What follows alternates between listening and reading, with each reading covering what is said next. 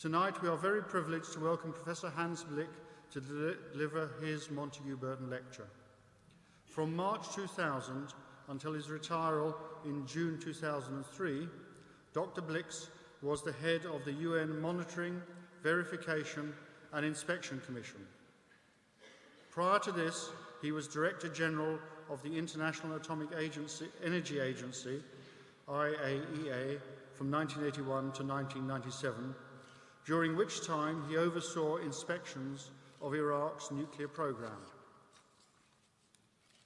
A very distinguished academic, Dr. Blix studied at the University of Uppsala in Sweden, at Columbia University, and at the University of Cambridge, where he received his PhD. In 1959, he became Doctor of Laws at Stockholm University, and in 1960 was appointed Associate Professor in International Law. Having served for 15 years in the Swedish Ministry for Foreign Affairs, Dr. Blix became Under-Secretary of State in the department in 1976 and was appointed Minister for Foreign Affairs in October 1978. Also from 1961 until 1981, he was a member of Sweden's delegation to the United Nations General Assembly, and from 1962 to 1978 formed part of the Swedish delegation to the Conference on Disarmament in Geneva. Dr. Blix has written several books on subjects associated with international and constitutional law and holds honorary doctorates from Moscow State University, the University of Bucharest, and the University of Managua. Having told you something of our guest's considerable achievements, it now gives me great pleasure to ask the Montagu Burton visiting Professor Hans Blix to speak to you on Reducing the Spread of Weapons of Mass Destruction, the Lessons of Iraq.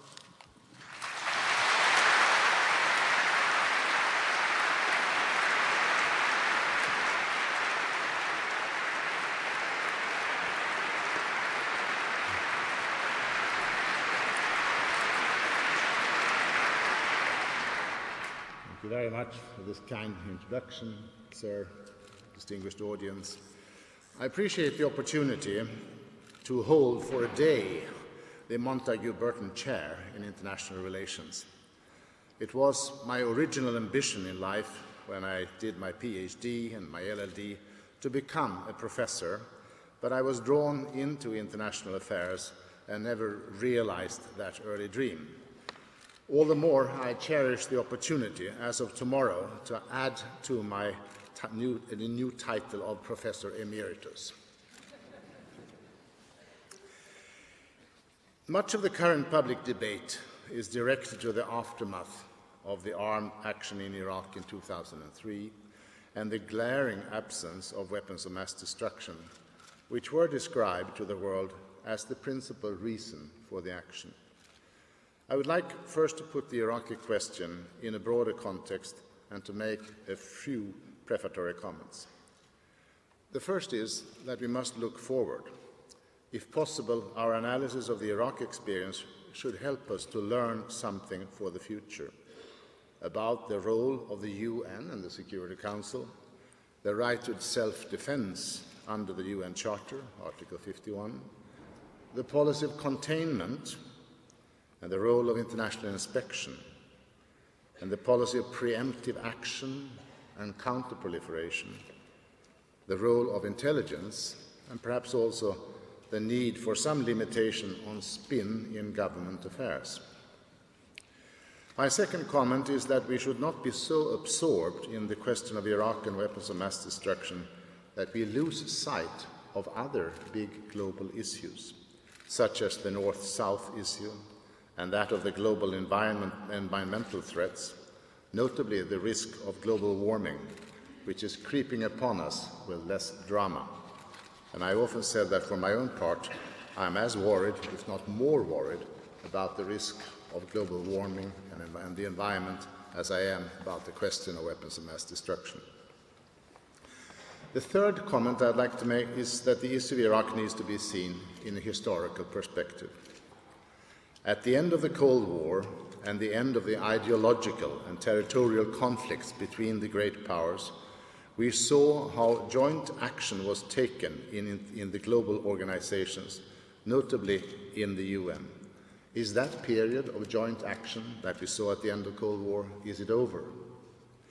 What we saw in the recent case of Iraq was decisive action by the only remaining superpower, and in the absence of UN support, an invitation from that power to other states to join in an alliance of the willing. We have also seen how an invitation to peacekeeping went to and was accepted by NATO in the case of Afghanistan, and is now apparently going to NATO in the case of Iraq. Is multilateral support and legitimacy now to be sought in a willing alliance rather than in an alliance of willing? There is little doubt about the capacity of the alliance to share costs and casualties. However, some questions arise, at least in my mind, how wise it would be to use a regional Western alliance as a global policeman, or at least a global peacekeeper. If for the time being no one knows in what direction the world's security patterns may be heading, like the crayfish, the little lobster, that is moving backward and not forward, at any rate, we know from where we are coming. And let me make some comments on that subject. Despite the Cold War, much was attained at the United Nations in many fields. Vast areas of customary international law became codified, and many new universal conventions were adopted. For instance, gave us a new law of the sea. The Declaration of Human Rights and a great many conventions on genocide, on torture, the rights of women have been adopted and often been supplemented by mechanisms of supervision. I think the whole of this development is more than just impressive rhetoric. The norms adopted are not rooted in any one religion, but they are clearly consistent with the ethics of all great religions. And in my view, they provide us with a codex valid for the whole world, a kind of international integration of values. To be sure, this codex is violated, but it is not unimportant that the values and norms are spread and formally recognized, not rejected. The fast development through the UN and specialized agents of law and organization in many specific fields has obviously not had a parallel in the area of security against armed attacks between states, nor against terror regimes and terrorism or domestic oppression. The blueprint of a new world security order that was laid down in the UN Charter was in important respects unimplementable during the Cold War, because in most security issues the world faced a military stalemate between East and West. The collective security was not supplied by the United Nations and the Security Council, but by NATO and other alliances. This was true even for those countries like my own, Sweden, which were not members. The policy that was developed by President Truman and by his successors to hold the Soviet Empire back without using armed force, but with the readiness to rely on it if inevitable, was that of containment. Some people seem to look with nostalgia to the stable situation when the two superpowers were able to erase each other and the rest of us for good measure. The mutually assured destruction, or MAD as it was called. I do not feel nostalgic. It was a time when, by mistake or by miscalculation, the strategic nuclear weapons could have blown our civilization to pieces. There's nothing to be nostalgic about. As the two sides nervously looked for some stability during their wrestling match, they achieved a good deal in the fields of armed control.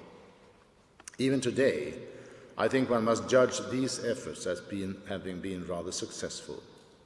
Nuclear capability did spread during the Cold War beyond the P5 of the Security Council to Israel, India, and South Africa. And concerns arose as several developing countries attained higher technological levels.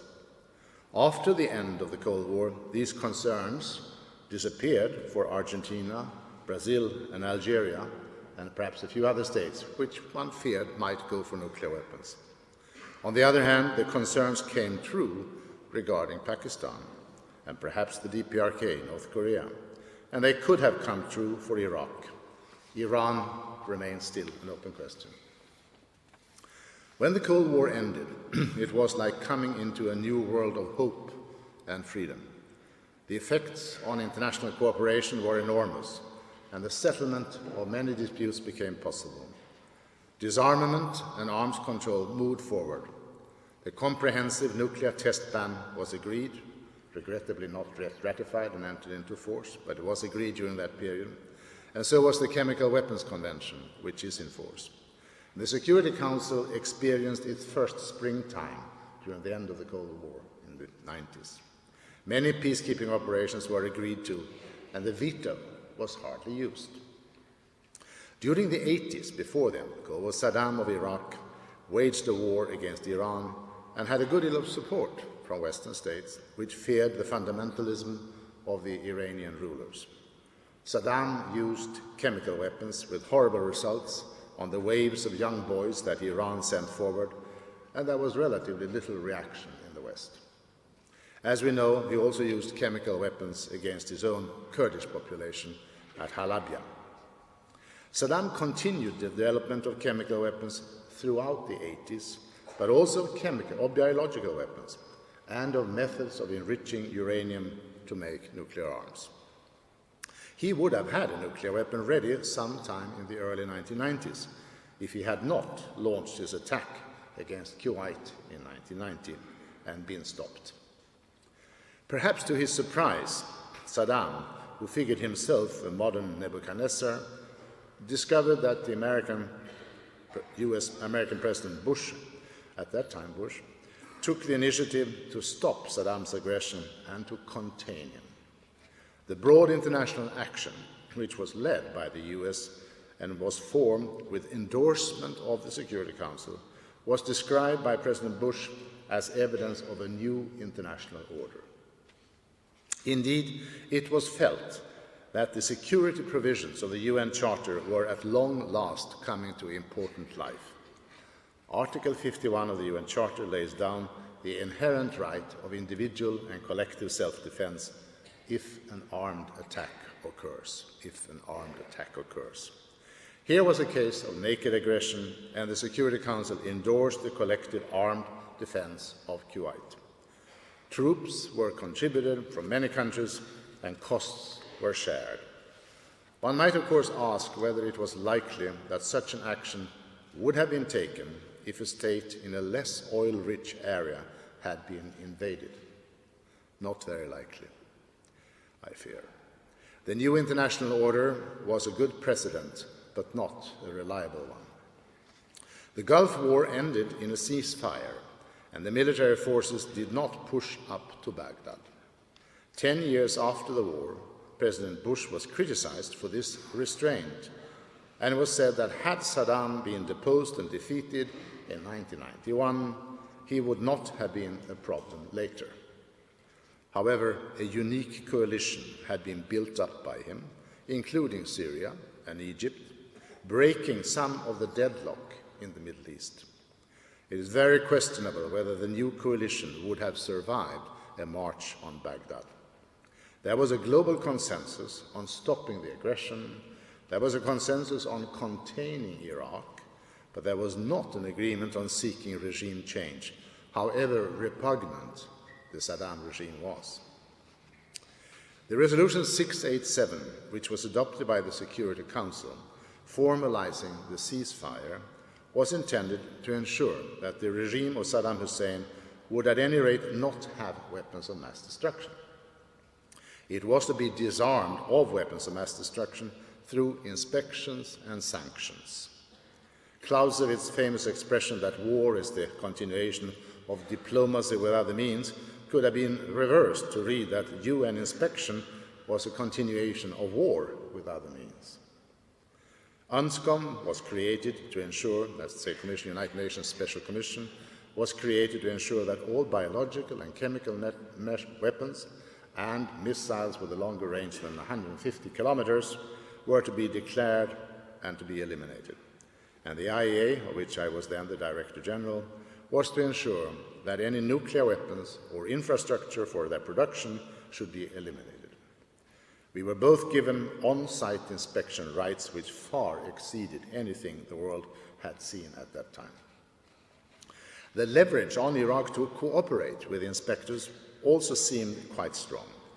No countries were allowed to buy any oil from Iraq until the Security Council authorized it, and this would only occur when the inspectors had reported that the elimination of the prohibited items had taken place. So the leverage should have been quite strong. Only when the inspectors had demonstrated and reported this would the sanctions be lifted and they could again export their oil. The procedure foreseen for the elimination of the weapons of mass destruction was first a declaration by Iraq of all that was prohibited. They were to give these declarations to us. Secondly, we were to verify the declarations. And thirdly, we were to supervise the destruction or other elimination, like taking out nuclear material from Iraq. And if this didn't occur, then sanctions would remain. A great deal of chemical weapons were declared. Iraq had used these weapons in the war with Iran, so they could not declare zero. Missiles, similarly, they had used a lot of missiles and on Tehran and other places, and they could not declare zero, so they declared. However, it soon became clear that Iraq also had cheated. No biological weapons program was declared, and no uranium enrichment was declared. Some of the developments in the nuclear field were discovered in rather dramatic inspections in 1991, after which the Iraqi side admitted that they had tried several methods of enrichment. And the IAEA took all the fissile material and airlifted it out of Iraq to Russia by 1992. You might remember that Mr. Hussein Kamal, who was the son-in-law of Saddam Hussein, defected to Jordan in 1995. He had been the head of the Military Industrial Commission. He revealed much about the programs, and as a result of his defection, the Iraqi government handed over a vast amount of documents from which much was learned about the programs, and some installations were identified and later destroyed. However, to my knowledge, no weapons were found as a result of the revelations. We understood more about the programs, and some infrastructure was found, but weapons, no. Indeed, Hussein Kamal is reported to have stated in his debriefings in Amman that he gave an order in the summer of 1991 that chemical and biological weapons should be destroyed, without any inspectors being present. Now, why did they not want to have inspectors present? We do not know, but it was, of course, always suspected that they wanted to be alone in order to be able to claim that they had destroyed more than they actually did, and to hide the rest for future use. This was suspicion. We know that much was destroyed because examination of the ground has shown this both to UNSCOM and to us. But neither UNSCOM nor UNMOVIC has been able to tell whether anything was taken away and hidden. It's the most important point, because whenever Iraq has maintained that a quantity of weapons was destroyed unilaterally without being able to provide any documentation or other evidence, such quantity has been registered as unaccounted for. It is like a suspect claiming that he had thrown his pistol into the sea.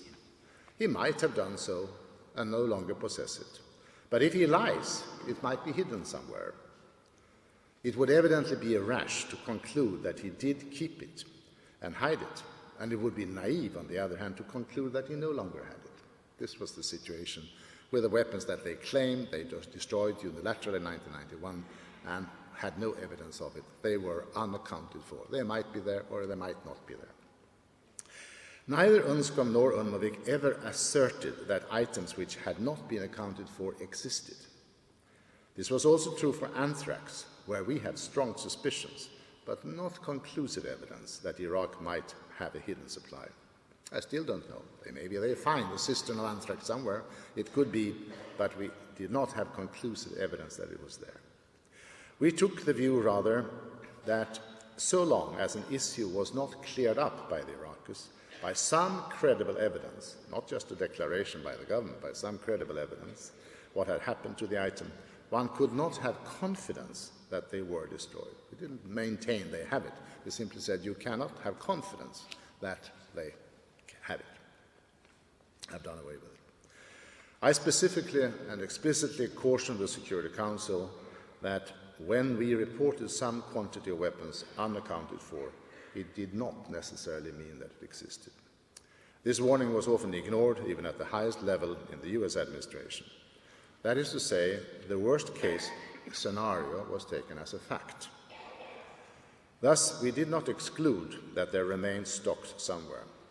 We had carried out some 700 inspections all over Iraq and never found any weapon stocks. Indeed, we had been to many sites suggested to us by intelligence, US, UK, other intelligence, without finding any weapons of mass destruction. And at one occasion, when the media asked me about the sites we got from intelligence and asked whether they were good, I said, well, that's what they tell us. They tell us this is the best. And I said, if that's true, then we wonder what is the rest. Should this absence of any finds at sites which intelligence had indicated not have suggested to the military planners that the country at any rate was not exactly full of weapons of mass destruction? Another feature that should have raised some doubts in the minds of analysts was that UNSCOM and the IAEA had not identified and destroyed any prohibited weapons after the early years, up to around 1994. I think this has escaped public attention quite a lot, but it emerges clearly from our documentation that the destruction took place by the Iraqis, or such weapons as were kept at declared sites were destroyed by UNSCOM before 1994. After that, no weapons were found. Infrastructure, yes. Growth media, yes. Chemical precursors, yes. But weapons, no. Until we ordered the destruction of Al-Samud 2 missiles, which was in February of past year. We destroyed or supervised the destruction of about 70 big missiles.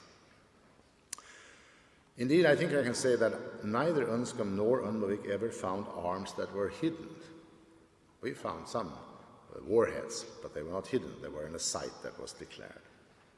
UNSCOM destroyed large quantities of chemical weapons, which were not among those Iraq had destroyed in 1991, but they were, again, at sites which had been declared, and they could thus not be characterized as hidden. What was then all the controversy between the inspectors and Iraq in the 90s? All the hide and seek, the cat and mouse. Much was about Iraq denying access to sites, or delaying access, or making it difficult, or refusing to hand over documents. This was a big part of the controversy. Much was about Iraq's declarations being inconsistent between themselves or with facts known to the inspectors. This naturally raised suspicions that prohibited items were still not declared. One might say that Iraq lost its credibility in 1991 and never regained it. The nuclear program had not been declared, nor the biological, so they lost credibility. And the conduct thereafter continued to maintain that lack of credibility. In retrospect, perhaps one can say that Iraq had a point when it complained that it could not prove the negative. If they had had something, they could have put it on the table. But if they did not have anything left, how could they prove that? Well, the best they could do would be, in my view, to make the negative probable. Not prove it, but probable. I told them that it was even more difficult for the inspectors, when they criticized us, I told them it was even more difficult for the inspectors to prove the negative. Iraq, after all, had the budgets, the annual reports, letters of credit, and many other documents that they could rely on. They were in their hands and not in our hands. And when they denied that there were any more documents, we said they could bring witnesses from the past. And in the end, they gave us a long list of witnesses. That was the end of February and early March of last year, and it was too late at that time. It was perhaps the greatest hope we had at that time to come to great clarity. There were some witnesses that they said people who had driven the trucks with weapons for destruction in 1991. Many of them. There was always, however, a problem in a totalitarian state to have interview with witnesses in a manner that was credible. So it was not uncomplicated. Nevertheless, with a large number of people in interviews, you have a better chance to getting at the truth than with a single person who had been tutored. If, as now seems certain, there were no stocks of weapons at the many sites which UNSCOM tried to inspect up to 1998, why did Iraq behave as it did during the 90s? The sanctions had crippled the economy and the country, and they had really gone down very, very drastically in standard of living. Why were they not desperate to cooperate and do everything the inspectors wanted to get out of this situation? Well, further time and evidence maybe bring clarity. I hope so. For the time being, one can only speculate. And I will do that. Saddam Hussein might well have been ambivalent on cooperation with inspections. He would often hear that sanctions would be lifted only if he himself disappeared. Now, that didn't give him much incentive to cooperate. The resolution said that sanctions would be lifted if they cooperated, if one cleared up weapons of mass destruction. That was one thing. That was what the UN said. But from other sides, he would hear that only when he disappeared. So he didn't have much reason if he believed these statements. Second, maybe the regime rather liked to be suspected of having some weapons of mass destruction, despite the declarations that there were none. It could inspire some fear in neighbors and in the world. And we remember that when the Americans went in, they had huge quantities of protective clothes against chemical weapons, so they, for one, believed in it. It could have been a little like hanging on your door a sign saying, "Beware of the dog," without having a dog. With regard to particular types of sites, a sense of humiliation might have contributed to the resistance, certainly regarding presidential sites, perhaps also regarding ministries, a sense that the country was being humiliated by international inspection. You can imagine how it would feel in our countries if you had international inspectors barging in on our royal palaces or ministries. Iraq knew further that the UN inspection teams comprised inspectors who had direct contact with their home country's intelligence. These inspectors could be expected to report to their military or intelligence authorities about all sites to which they had been. For instance, to what extent there were conventional weapons, and what sites might be interesting targets for future bombing. This might not have made Iraq more positive to inspection. It is also known that UNSCOM inspections carried electronic equipment to eavesdrop on Iraqi security to find out where the leaders were. They were piggybacked. This also was known to the Iraqis, to be sure, and might again not have made them more positive to the inspection. As a footnote, let me add that I tried to eliminate the disincentives that I saw to cooperation. I declared at an early stage in 2000, when I came over to the UN, that the inspections were to be effective and correct, but we were not coming to humiliate, provoke, or harass the Iraqi side. I cannot be 100% sure that none of our inspectors reported to their home countries, but I do not think they did, and we certainly carried no equipment for eavesdropping. UNMOVIC had a much better climate of cooperation with Iraq than did UNSCOM in the 90s. And I have no doubt that the military pressure on Iraq was a major element of the explanation. Indeed, without the military pressure, Iraq would hardly have agreed to renewed inspection. Nevertheless, the circumstance that our inspectors all had training and that we were really independent of individual member states and acted for the whole Security Council in a professional and non-provocative way, I think contributed somewhat to avoiding clashes. We now know that the policy of containment, consisting of inspection, sanctions, and military pressure, actually, as the Americans called it, had kept Saddam in his box during the 90s. Iraq, one might say, was the surprising case of how the UN and member states succeeded in disarmament without really knowing it. In early 2001, it seemed that the new Bush administration was ready to continue this policy of containment, of some military pressure, of sanctions, and of inspections. Well, inspections were out in 2000, but we're renewing that.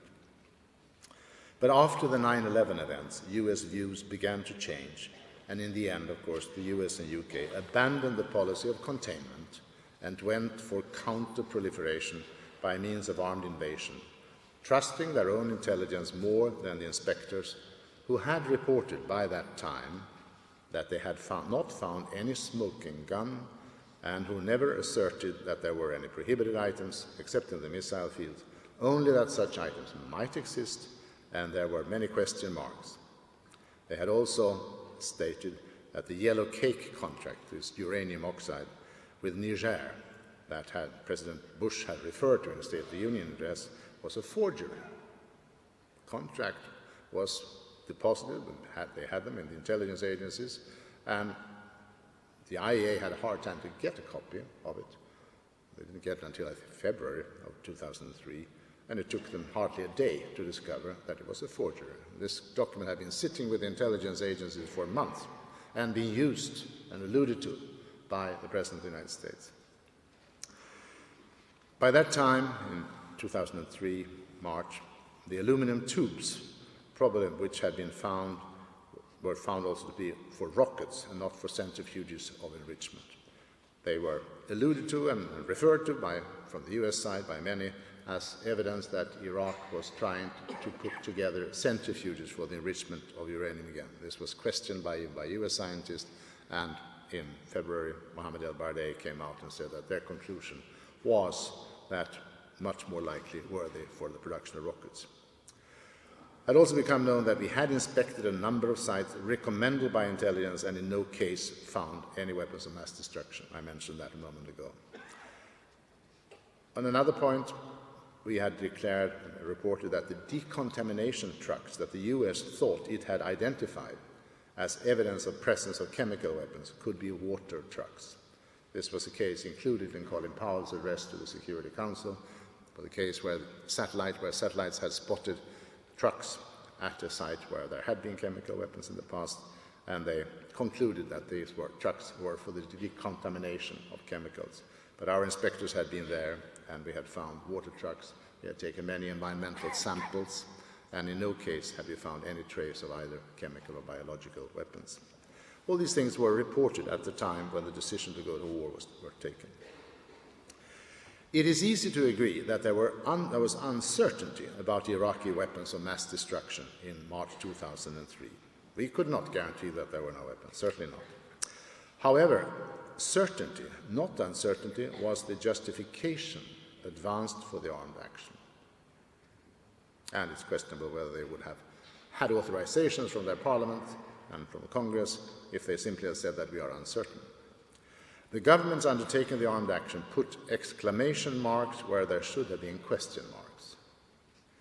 It is understandable to me that governments have to simplify to explain policies to the public, and that they have often to take decisions on less than 100% of data.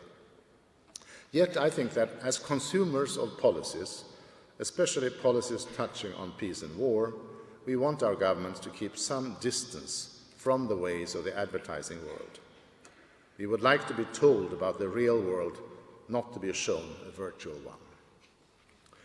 Let me add some concluding thoughts.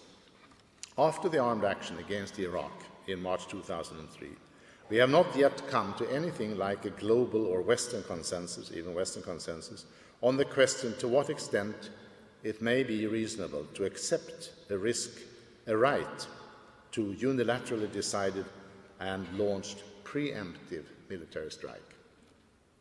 President Bush has said that when a threat is imminent, it is too late. And Condoleezza Rice has said that one cannot wait until a mushroom cloud is there.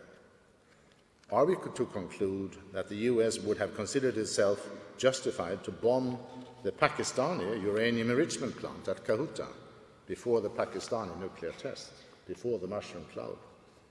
If so, would India too have been entitled to do so? I think the questions illustrate some of the risks with this reasoning of the right to preemptive strike.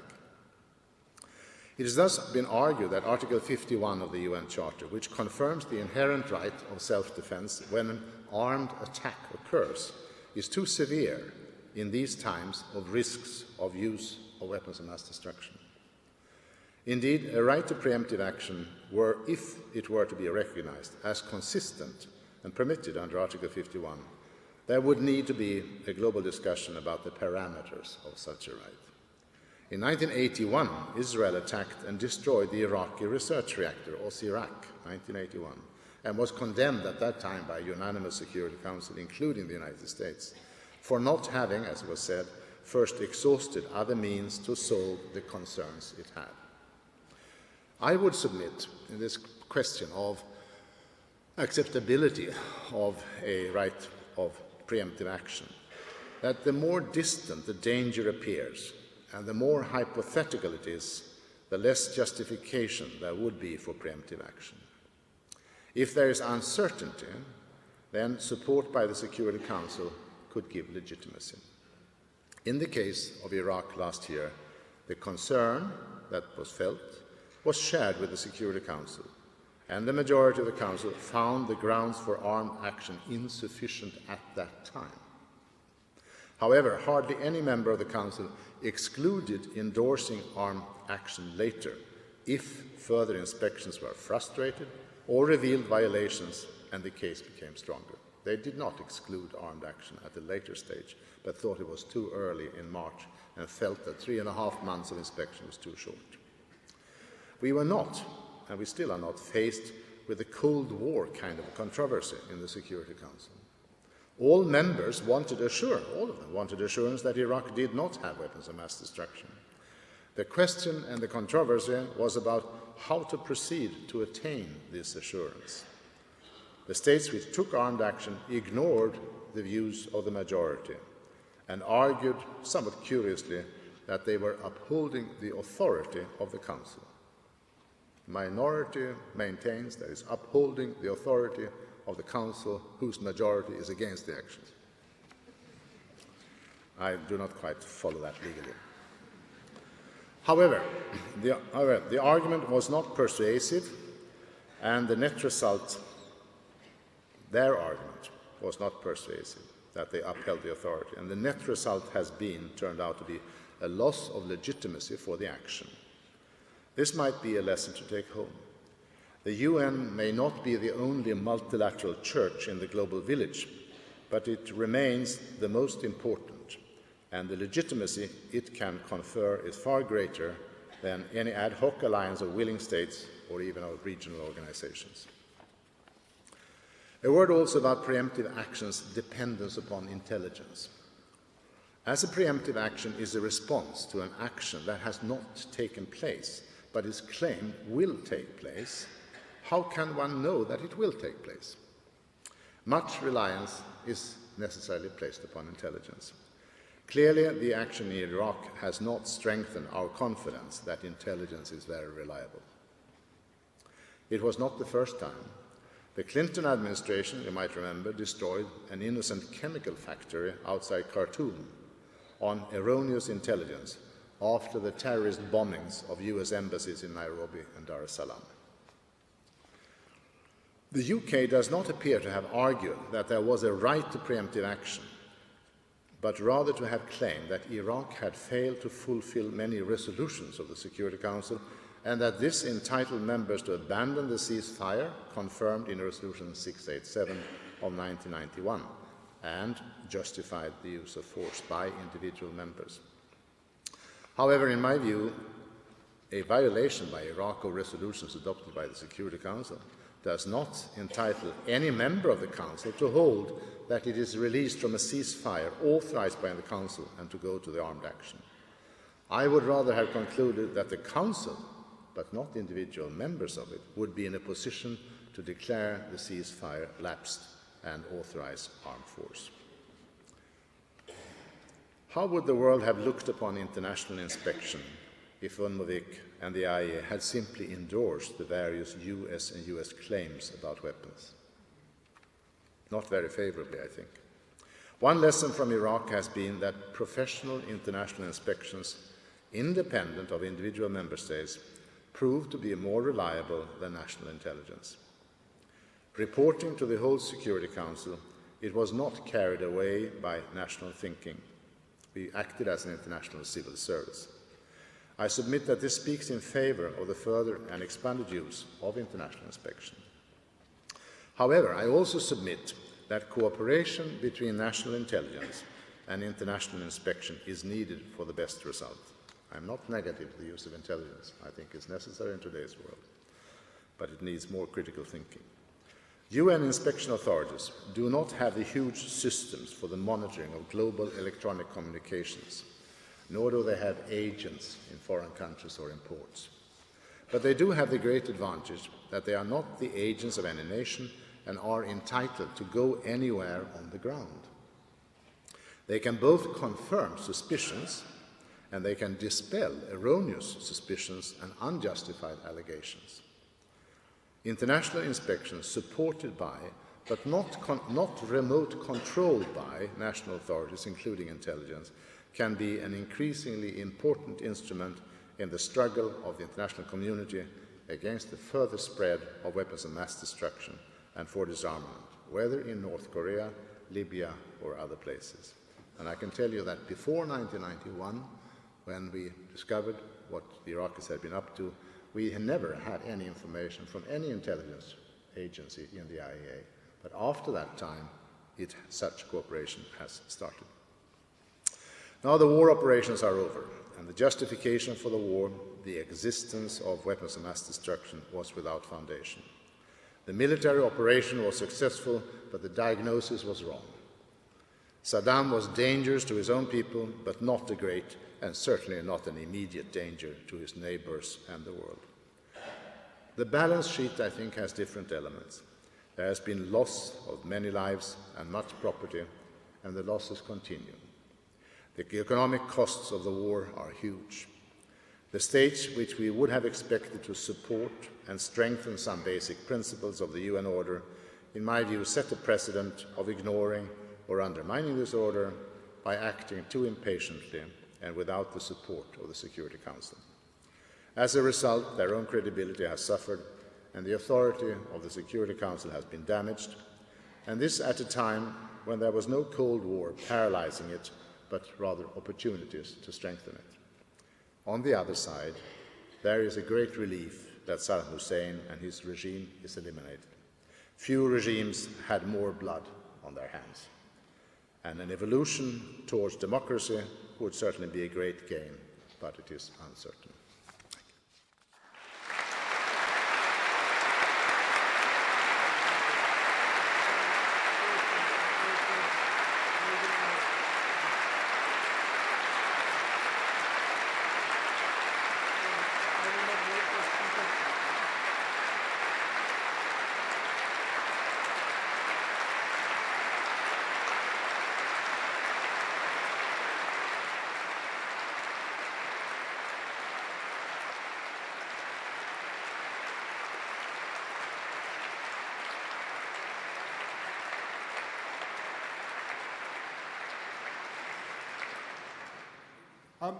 Now is an opportunity to pose questions to Professor Blix.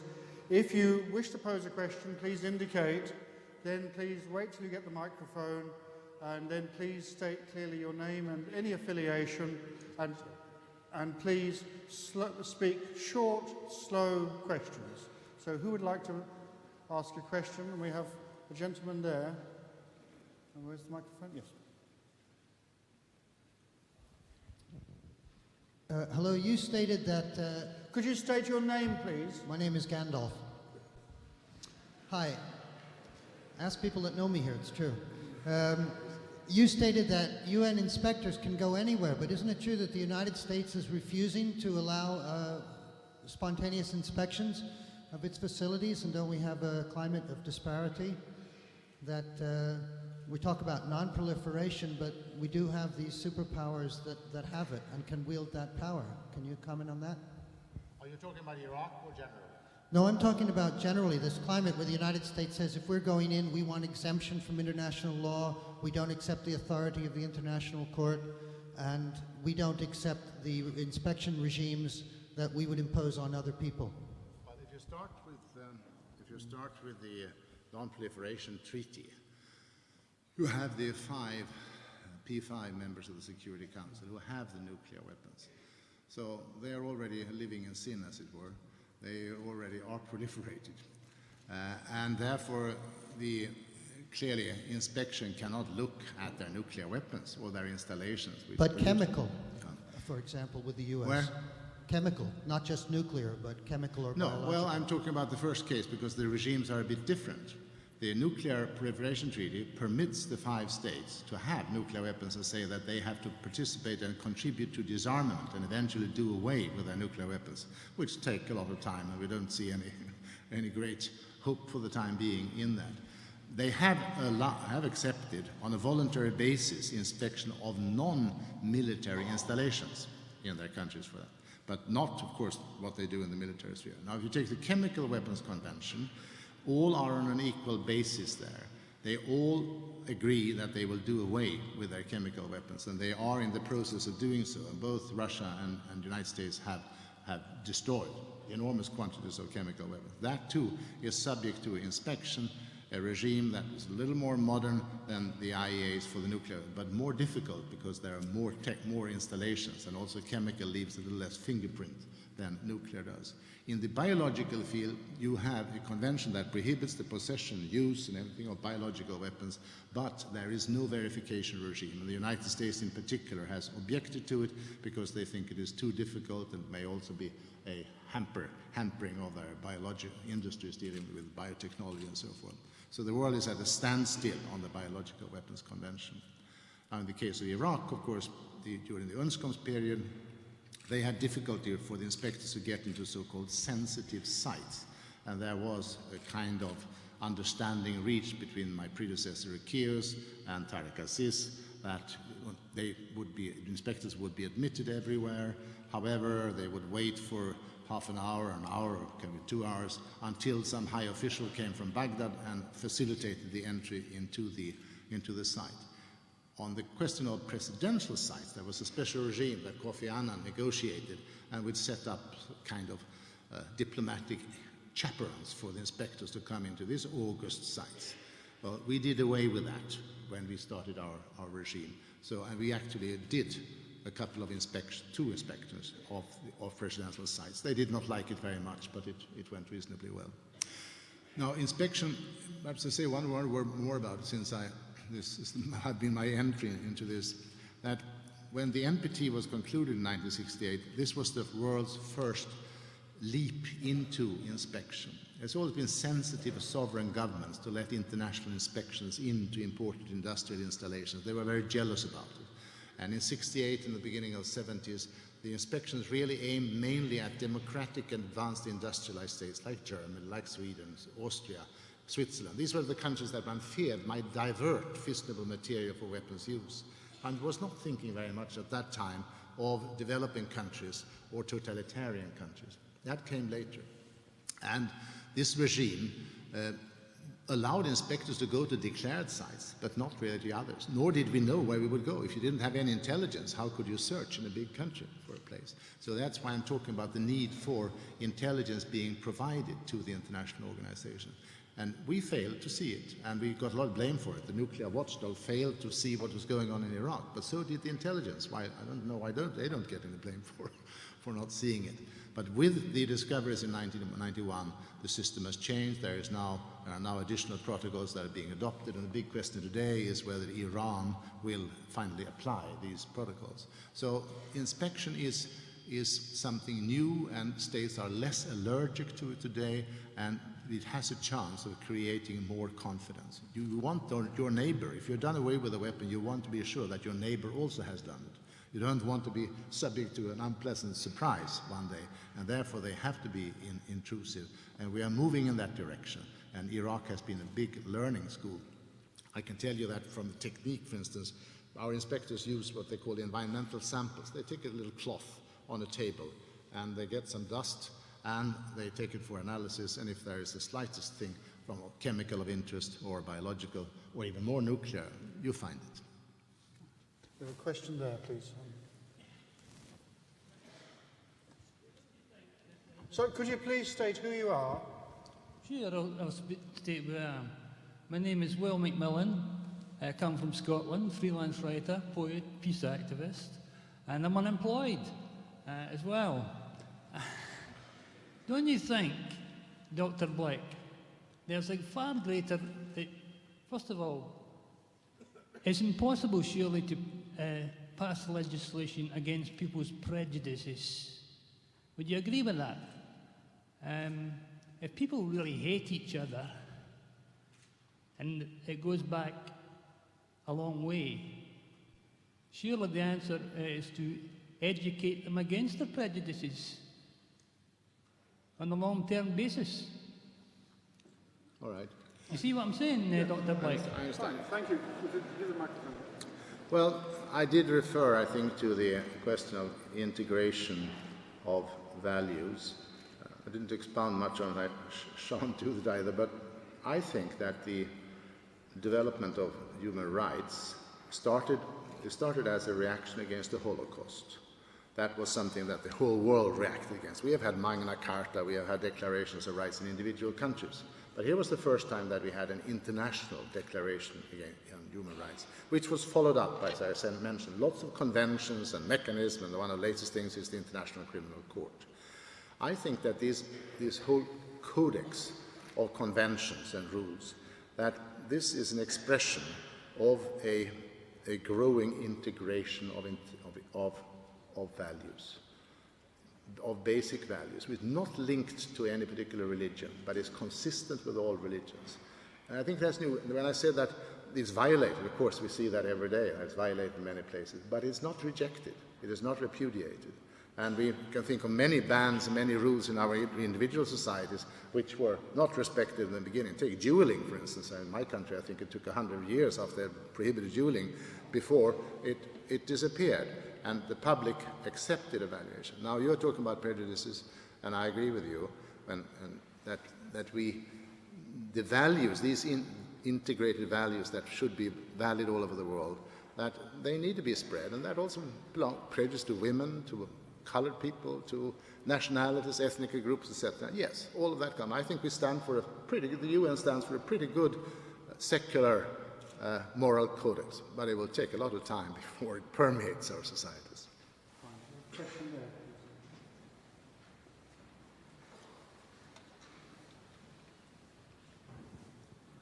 Hello, Ian McQuarter, freelance hack.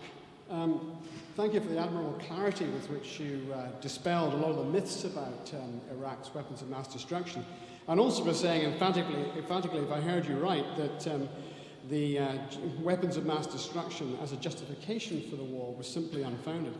Do you think, though, if you'd expressed yourself quite as firmly and unequivocally as that 1 year ago, there would have been a war in Iraq? Well, I'm saying today what I said a year ago, that we don't know whether even today, conceivably, they could find some anthrax. That was the weapon of mass destruction where we, I think, had the strongest indications. I had long discussions with our experts on anthrax. And some of them said, well, it's pretty conclusive in their view. And as a lawyer, I went through the evidence. I did not think it was conclusive. It was a strong suspicion, and it might have been wrong. And now I'm perhaps glad that I did not assert it, because when you see how nothing is found, then it seems probable that it wasn't there either, though it could have. Now, what one could say, or what you could, the way you could phrase it would be, should you have spoken up more loudly? I reported here that we said we have not found any smoking gun. No, that's one thing. Well, we said that pretty loudly to the Security Council. We also said, and I said to the Council, that we had been to a great many sites, and we have not found any weapons of mass destruction. These sites have also comprised sites given to us by intelligence. And it should not be necessary for us to scream. The members of the Security Council, they are perfectly able, and their chancellors are perfectly able to hear what we said. I think that if we had spoken even more loudly, they would probably have contradicted us more. In fact, they already did. Even the evening before the war was launched, Vice President Cheney talked about Mohammed el-Baradei and said that he might have been wrong when he brought forward the case about the aluminum tubes and the yellow cake contract. So, yes, we could have schemed more, but I don't think it would have helped very much. And some things, I must say, where I have come myself to more clarity after the event. I mentioned that no weapons of mass destruction were really destroyed after, certainly not after 94. More infrastructure and precursors, growth material for biological weapons, that sort of thing were destroyed, but no weapons. Now this we reported on in the spring, after the war has started, in the latest report that I signed. And I think that is interesting because it has escaped the public, and the governments have not taken much notice of it either. But it's a significant fact that after 94, no weapons have been found. So that's a good many years after all. It's not conclusive. I mean, you cannot say from that there are no weapons. And I must admit that what puzzled me most was that they did not have documents. Because they said, Kamal said in Amman, that they destroyed all the weapons unilaterally, and they destroyed all the documentation in 1991.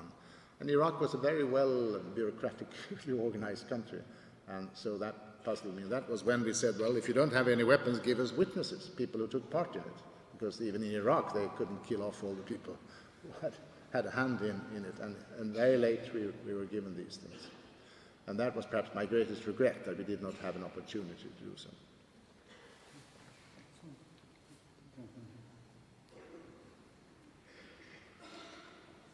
Thank you, Dr. Blix, for your talk. My name's Mick Napier. I'd like to ask, another great weapons inspector is about to come to the end of an 18-year prison sentence in Israel, Mordechai Vanunu. I wonder if you'd like to send him a message. And do you think that the cloak of invisibility that's drawn around Israel's hundreds of nuclear weapons, and the fact that the inspection teams never get anywhere near them, reduces greatly the credibility of any inspections regime? No, I don't think it reduces the credibility of inspection regimes. Israel has never accepted the non-proliferation treaty for obvious reasons, since they have nuclear weapons. The IAEA performs some inspections on peaceful installations in Israel, but evidently not on the military installations, just as they don't do it in the P5 countries. And I don't think there are any particular problems with the limited inspections they carry out. However, I would like to say that I always felt, and Mohammed El-Baradei has the same feeling, that one must look forward to a zone free of weapons of mass destruction in the Middle East, and that must evidently comprise Israel. And in fact, Israel votes for a resolution to that effect in the UN every year. I don't know how. They certainly don't think that it's very close at hand, but in principle, they stand for that resolution. And when I've been asked by Arab speakers to say, is this not different standards that you're applying, double standards you demand of Syria and of Iraq and Iran, that they should not have these weapons, but you tolerate in the case of Israel? Well, in a way, I would say there are more than double standards. There are treble or four standards. There's the United States, and then you have the P5, and then after the P5, you have Israel and India at any rate, and thereafter maybe Pakistan, and this seems to be tolerated, but thereafter it becomes intolerable. So you have many different standards. So I agree that is true. But what is to be done about it? Well, the first barrier against proliferation of weapons of mass destruction is the political. States do not acquire nuclear or other weapons simply for prestige. They acquire it for perceived security interest, and that's also true, I think, of North Korea. And if you want to do away with these weapons, then you have to cater for their perceived needs of security. The Israelis got the nuclear weapon because they perceived, rightly or wrongly, that this was there. I think it was a mistake, but they did it because they felt this was the only way they could protect themselves if they were really cornered. And if you want to do away with that, then you have to go the roadmap in the Middle East. You have to create a peaceful order so that the incentive to go for nuclear weapons disappear. Once one has it, then there is the incentive to the others, clearly.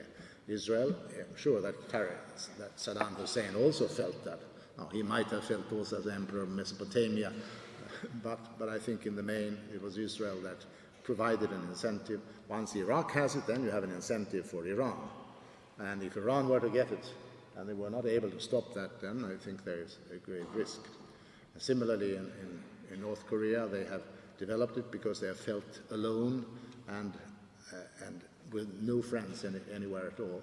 And therefore, the suggestion of what they term a non-aggression pact, but should otherwise say some sort of security guarantees, is vital. And I don't think one can really come to a constructive avenue in the Middle East without tackling the security problem for Israel and the others together. Question right in the back in the middle. Yeah. Well, the lady at the back.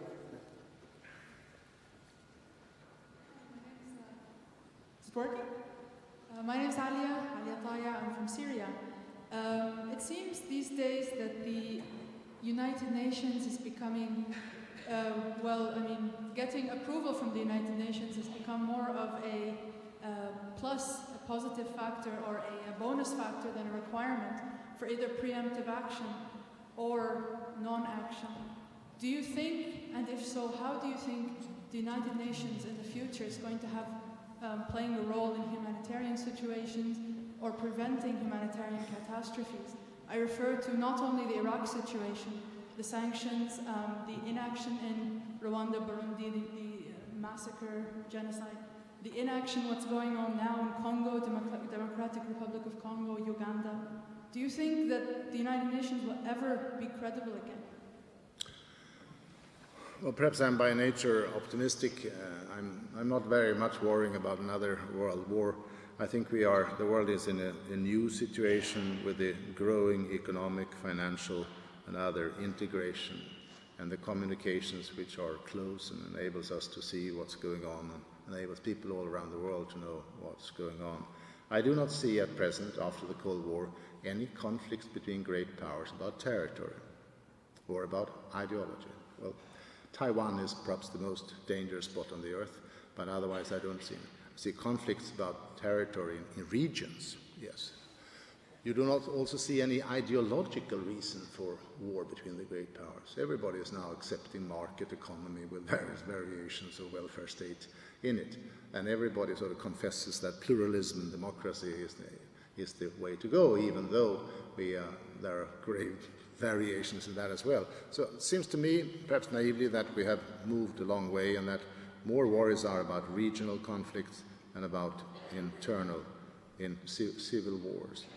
Now, you are touching upon the question of intervention against terror regimes like genocides, and Srebrenica, Rwanda, Burundi, etc.